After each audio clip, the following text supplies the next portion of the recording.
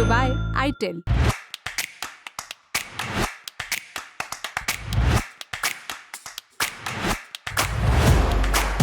नमस्ते, हम सिद्धांत और आप देख रहे हैं ललन टॉप का डेली फाइनेंशियल बुलेटिन खर्चा पानी। नई पेंशन स्कीम यूपीएस लॉन्च करने के बाद केंद्र सरकार अब देश भर के लाखों प्राइवेट सेक्टर के कर्मचारियों को भी खुशखबरी दे सकती है। जी हां, केंद्र सरकार जल्द ही एम्प्लॉय प्रोविडेंट फंड यानी ईपीएफ स्कीम के तहत सैलरी लिमिट को मौजूदा 15,000 रुपए से बढ़ाकर 21,000 रुपए तक कर सकती है।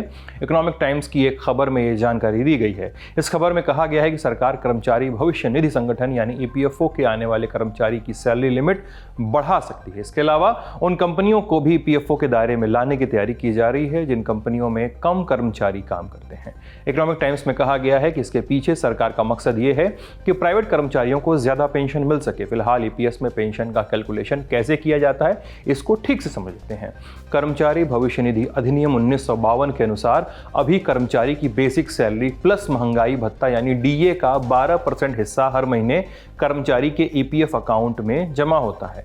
इसमें से कर्मचारी का पूरा अंशदान तो ईपीएफ में जाता है, लेकिन एम्प्लॉयर यानी जिस कंपनी में कर्मचारी काम कर रहा होता है उस कंपनी का 12% योगदान दो हिस्सों में बनता है।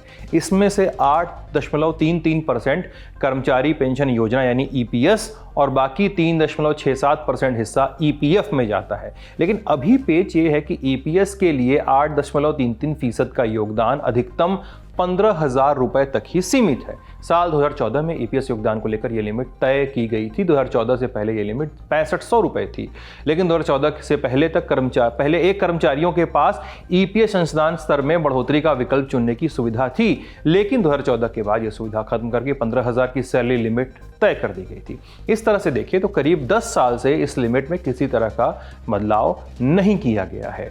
अब समझते हैं कि सैलरी लिमिट बढ़ने से कर्मचारियों द्वारा जमा किए जाने वाले ईपीएफ और ईपीएस अंशदान पर क्या असर पड़ेगा। भविष्य निधि कानून के मुताबिक अगर किसी कर्मचारी की बेसिक सैलरी 15,000 रुपए प्रति महीने से ज्यादा है तो वो ईपीएस में शामिल नहीं हो सकता, भले ही उस कर्मचारी का पीएफ कटता हो।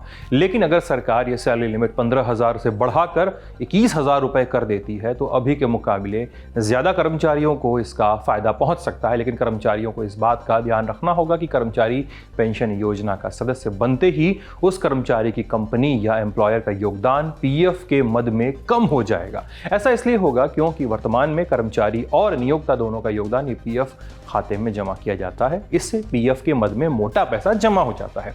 लेकिन जैसे ही कर्मचारी पेंशन योजना में शामिल हो जाएंगे तो कंपनी के 12% योगदान में 8.33% ईपीएस खाते में जमा होगा।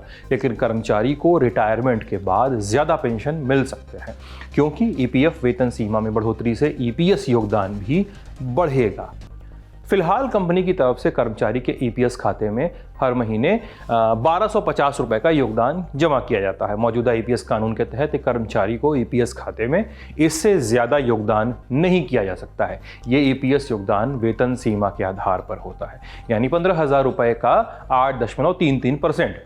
इस तरह से एक कर्मचारी के खाते में पेंशन स्कीम के मद में 1250 रुपए से ज्यादा जमा नहीं किया जा सकता। जैसा कि हमने आपको कुछ देर पहले बताया था कि एम्प्लॉयर के योगदान का बाकी पैसा कर्मचारी के ईपीएफ खाते में जमा होता है। लेकिन अगर केंद्र सरकार 15,000 की वेतन सीमा जो है उसको बढ़ाकर 21,000 रुपए हर महीने कर देती है तो ईपीएफ खाते में हर महीने के करीब 1750 रुपए जमा किए जाएंगे। इस तरह से कर्मचारी की पेंशन स्कीम में मोटा माटी हर महीने 500 रुपए ज्यादा जमा होंगे। इस तरह से ईपीएस पेंशन योजना योगदान में इजाफा होने से रिटायरमेंट के समय कर्मचारी को ज्यादा पेंशन मिल सकती है।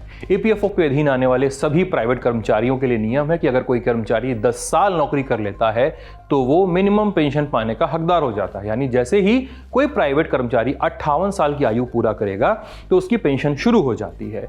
लगे हाथ ये भी जान लीजिए कि अभी प्राइवेट सेक्टर के कर्मचारियों की न्यूनतम पेंशन को लेकर क्या नियम कायदे बने हुए हैं। दरअसल सितंबर 2014 में केंद्र सरकार ने कर्मचारी पेंशन योजना यानी ईपीएस 1995 के तहत आने वाले पेंशन भोगियों के लिए न्यूनतम पेंशन 1,000 रुपए प्रति माह तय करने की घोषणा की थी। तब से इस राशि में कोई बदलाव नहीं किया गया। हालांकि श्रम मंत्रालय ने पिछले साल वित्त मंत्रालय को एक प्रस्ताव भेजकर इस पेंशन को डबल करने यानी मिनिमम 2,000 रुपए करने की मांग की थी, लेकिन अब तक वित्त मंत्रालय ने इस प्रस्ताव को स्वीकार नहीं किया गया। लेकिन इसी साल 24 अगस्त को केंद्र सरकार ने एक नई पेंशन स्कीम लॉन्च की थी। इस स्कीम का नाम यूनिफाइड पेंशन स्कीम यानी यूपीएस है। इस पेंशन स्कीम में केंद्र सरकार के सरकारी कर्मचारियों को रिटायरमेंट के बाद 50% पेंशन की गारंटी दी गई है। इसके अलावा हर महीने 10,000 रुपये न्यूनतम पेंशन देने की भी बात कही गई है। तब से ये मांग काफ़ी जोर पकड़ रही है कि सरकार निजी क्षेत्र के कर्मचारियों की पेंशन में भी इजाफा करे।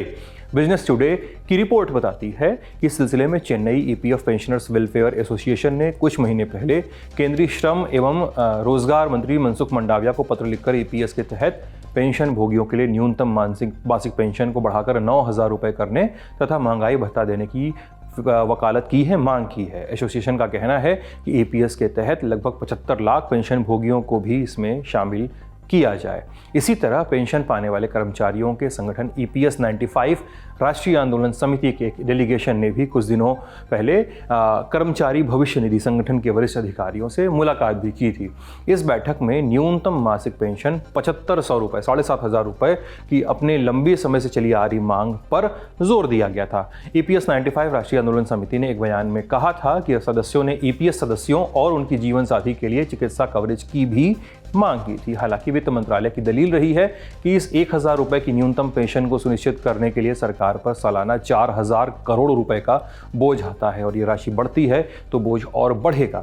आपको बता दें कि सैलरी लिमिट बढ़ाने के अलावा सरकार प्राइवेट कंपनियों के लिए एक और नियम में छूट देने की तैयारी में है।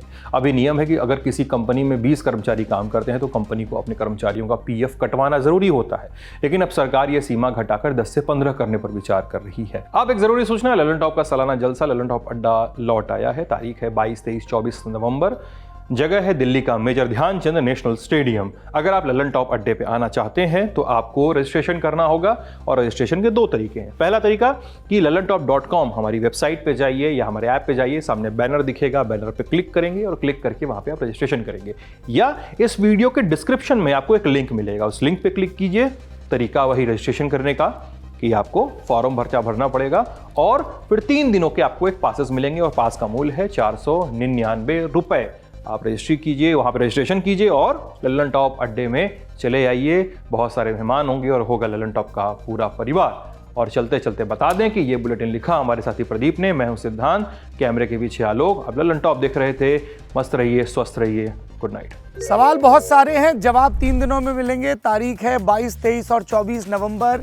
जगह है दिल्ली का मेजर ध्यानचंद स्टेडियम और मौका है ललन टॉप के सालाना जलसे का, यानी ललन टॉप अड्डे का।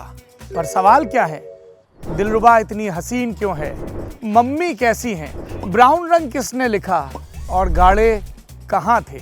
आइए और देश और दुनिया की नामचीन हस्तियों से मिलिए, उनसे अपने हिस्से के सवाल पूछिए और कहकहों में और ज्ञान की रोशनी में सराबोर हो जाइए, क्योंकि ये है ललन टॉप का सालाना अड्डा।